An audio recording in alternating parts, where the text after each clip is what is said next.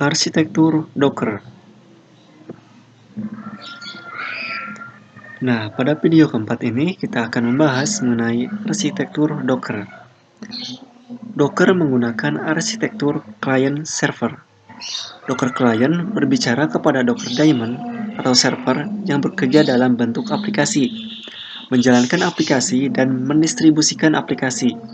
Docker Client, Docker Daemon dapat menggunakan sistem yang sama, atau juga Docker Client berkomunikasi dengan Docker Daemon secara remote. Docker Client dan Docker Daemon dapat berkomunikasi menggunakan REST API, menggunakan soket Unix atau network interface. Docker Client yang lainnya adalah Docker Compose, yang dapat memungkinkan kita bekerja dengan beberapa aplikasi dari suatu set yang terdiri dari beberapa kontainer.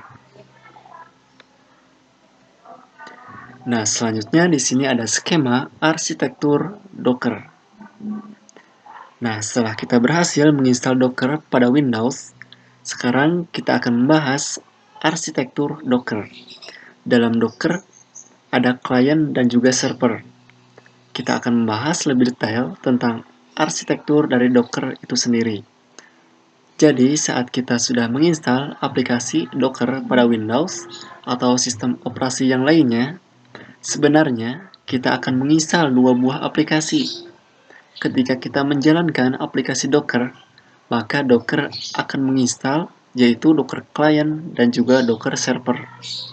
Nah, Docker Client terdiri dari Docker Build, Docker Pull, dan juga Docker Run. Nah, yang menjadi pertanyaan yaitu kenapa harus menginstal dua aplikasi yaitu Client dan juga Server?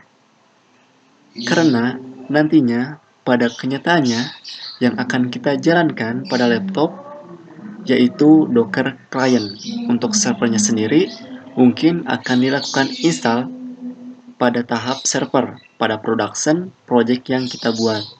Tetapi jika masih pada tahap development, maka mau tidak mau Docker Client dan server akan diinstal pada laptop kita.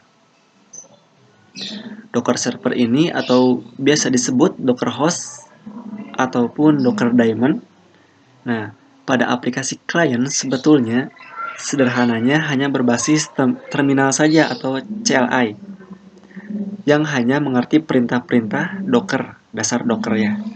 Jadi aplikasi kliennya sebenarnya tanpa membutuhkan server pun dapat berjalan. Tetapi ketika kita menjalankan perintah pada klien, maka akan mengirimkan perintah pada server. Lalu, buat apa ada Docker server?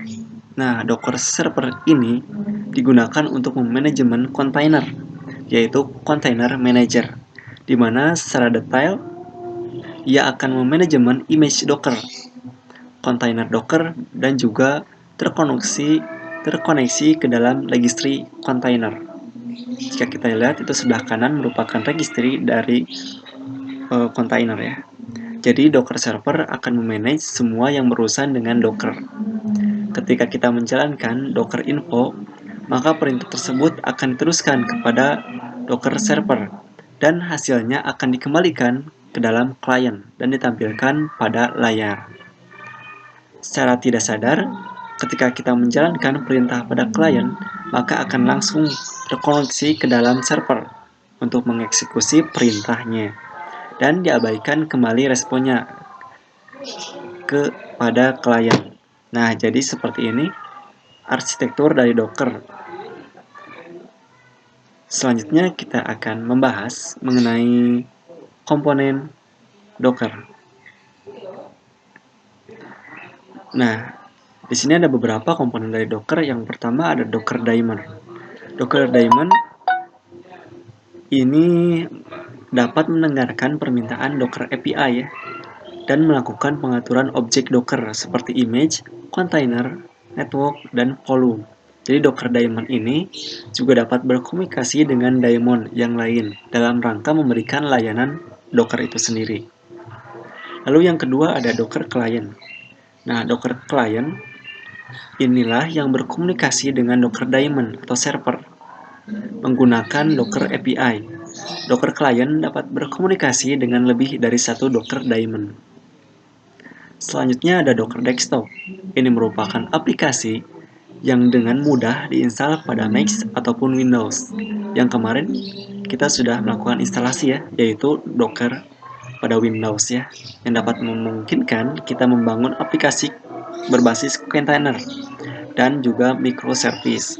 Jadi Docker meliputi Docker Daemon atau Docker Client dan juga Compose ya, Kubernetes dan Credential Helper. Nah, selanjutnya ada Docker Registry. Ini merupakan gudang dalam menampung image-image. Jadi Docker Hub merupakan public Docker Registry yang dapat digunakan oleh siapa saja. Ketika kita menggunakan perintah Docker pull atau Docker run, maka image yang diperlukan akan ditarik dari Docker Registry. Nah, jadi ketika kita menggunakan perintah Docker push, maka image kita akan didorong ke Docker Registry seperti pull dan request ya.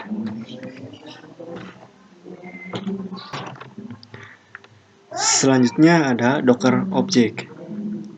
Nah, ketika kita menggunakan Docker, maka kita membuat atau menggunakan objek dari Docker antara lain Docker Image, Container, Network, Volume, Plugin, dan juga objek yang lainnya.